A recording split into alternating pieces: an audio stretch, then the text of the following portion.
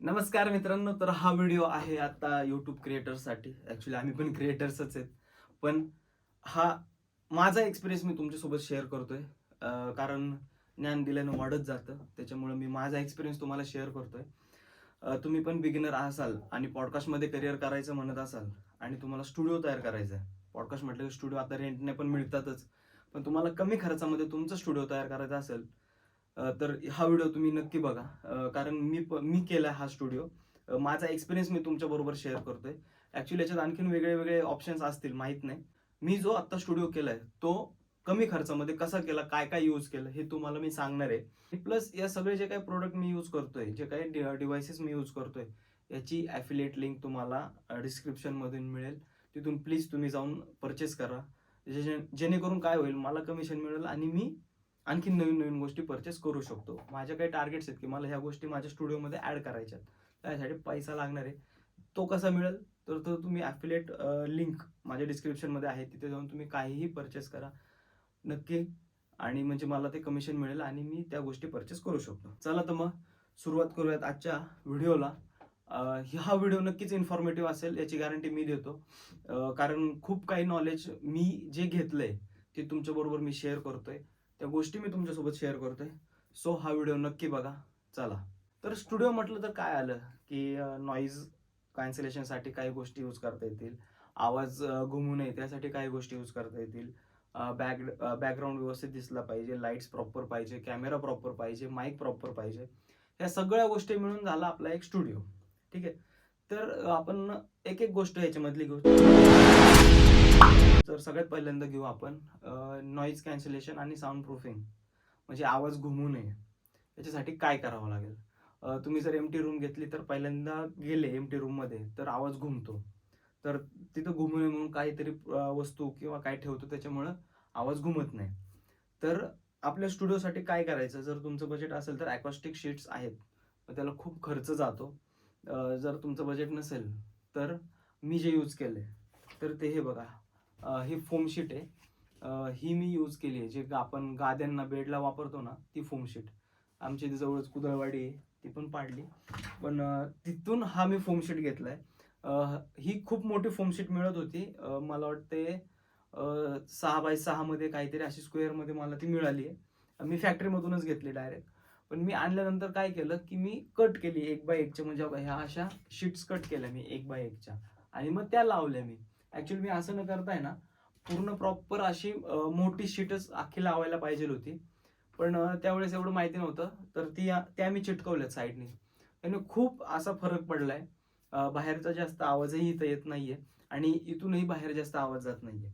त्याच्यामुळे proper sound proofing जे म्हणतो आपण, प्रॉपर म्हणण्यापेक्षा काम चालणार असं साऊंड प्रूफिंग झालेलं आहे. हे माझ्या बॅक साईडला पण लावलेलं आहे, वरती पण लावलेलं आहे. खरं तर हे लावायचं कुठं हे मी सांगतो. हे लावायचं आपण जिथं बसणार आहे आणि जे बोलणार आहे त्याच्याबरोबर फ्रंटला लावायचं, म्हणजे जेणेकरून काय होईल की तो आवाज आपला डायरेक्ट त्याच्यावरती आदळेल. त्यांनी आवाज घुमणार नाही आणि बाहेरचाही आवाज येणार नाही. आता हे बघा, हे मी दरवाज्यावरती पण लावले. ऍक्च्युली डोर स्ट्रिप पण मिळतात. पण आता इथं आपलं बजेट नव्हतं, त्याच्यामुळे आपण दरवाजाला या फोम शीट लावल्यात, सिलिंगला लावल्यात आणि साईडने पण लावल्यात. याने खूप चांगल्या प्रकारे नॉईज कॅन्सलेशन झालेलं आहे. खरं तर आपण एडिटिंगमध्ये पण ते काढू शकतो, पण एडिटिंगचा ताप वाचवण्यासाठी रेकॉर्डिंग कधी पण क्लिअर केलेलं चांगलं. एडिटिंगमध्ये मग काय होईल, आपल्या ओरिजिनल व्हॉइसला पण थोडा प्रॉब्लेम होऊ शकतो. तर हे झालं साऊंड प्रूफिंग बद्दल. त्याच्यानंतर आले बॅक साईडला काय असावं.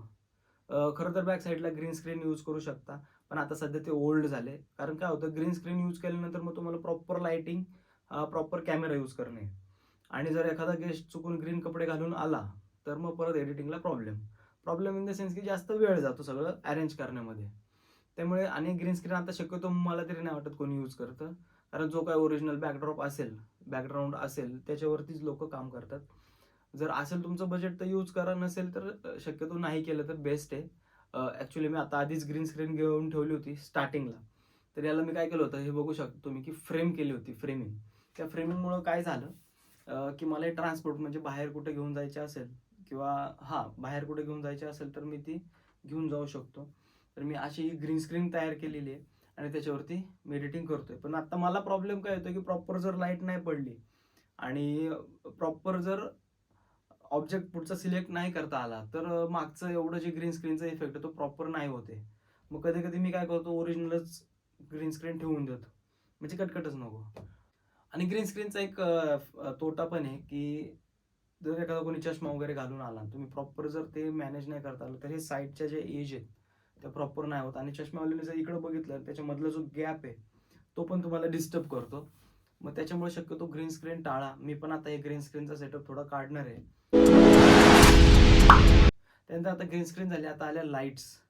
खूप प्रकारच्या लाईट्स आहेत. बॅक लाईट, स्पॉट लाईट, फेसवरती लाईट, वरतून लाईट, सगळ्या ह्याव लाईट, त्याव लाईट. पण मी आता सध्याची यूज करतोय स्टार्टिंगला ती ट्यूब लाईट. फ्रंटला आणि साईडला ट्यूब लाईट यूज करतो, जेणेकरून काय होतं की फेसवरती प्रॉपर लाइटिंग पडते. आणि माझ्याकडे एक 1000 वॅटची पोर्टा पण आहे, जेणे ती पण मी यूज करतो, पण ती खूप रेअरली यूज करतो, त्याचा जास्त यूज नाही होत मला. तर लाइटिंग का, तर फक्त फेस आपले क्लिअर दिसले पाहिजेत. तुम्ही बॅकग्राऊंडवरती पण लाईट्स मारू शकता, पण बॅकग्राऊंड तुम्ही एवढं जास्त हायलाईट करू नका, की फक्त बॅकग्राऊंडच जास्त हायलाईट होईल आणि तुमचे फेसेस जे आहेत ते डल दिसतील. तर त्याच्यामुळे तुम्ही बॅकग्राऊंडला एवढं जास्त हायलाईट करू नका. नॉर्मल गोष्टी ठेवा आणि तुम्ही जे फ्रंटला जे बसणार आहेत आणि पुढे जे बसणार आहेत त्यांचं प्रॉपर चेहऱ्यावरती लाइटिंग करा. तुमचं ट्यूबलाईट वरती देखील काम चालून जातं सुरुवातीला. क्वालिटीमध्ये कॉम्प्रोमाइज होतो, आय नो. बट तुमचं बजेट नाहीये आणि तुम्ही क्वालिटी बघताय, तर हे शक्य नाही होणार. त्याच्यामुळे थोडं क्वालिटी कॉम्प्रोमाइज करणे स्टार्टिंगला. एकदा का तुमचं अर्निंग वेल अँड गुड झालं, तर तुम्ही त्याच्यामध्ये इम्प्रूव्हमेंट करून आणखीन वेगवेगळ्या लाईट्स घेऊ शकता. आता सुरुवातीला माझी पण सुरुवात आहे, म्हणून मी ट्यूबलाईट यूज करतो आणि कधी गरज पडली तर पोर्टा लाईट पण यूज करून माझं शूट कंप्लीट करून घेतो. त्याच्यानंतर आलं ऑडिओचा पार्ट. कारण आता पॉडकास्ट म्हटलं की तुम्हाला रेकॉर्डिंगसाठी माईक लागणारच आहे. मग ह्यासाठी तुम्ही काय यूज करू शकता. आता मी यूज करतोय तो डिजिटेकचा वायरलेस माईक. वायरलेस बरं पडतं आणि आता सध्या सगळीकडे वायरलेसच यूज करतात मॅक्स. माझ्याकडे एक बोयाचा पण माईक आहे, तो मी कॅमेरासाठी यूज करतो. ऑडिओ बॅकअप ठेवा. जेव्हा तुम्ही पॉडकास्ट कराल, ऑडिओ बॅकअप नक्की ठेवा. कारण काय होईल, माईकची चार्जिंग कधी डिस्चार्ज होईल किंवा काय होईल प्रॉब्लेम सांगता येत नाही. त्याच्यामुळं आणि एकदा का पॉडकास्ट तुम्ही केला की तो परत होत नाही. त्याच्यामुळं ऑडिओसाठी बॅकअप ठेवा.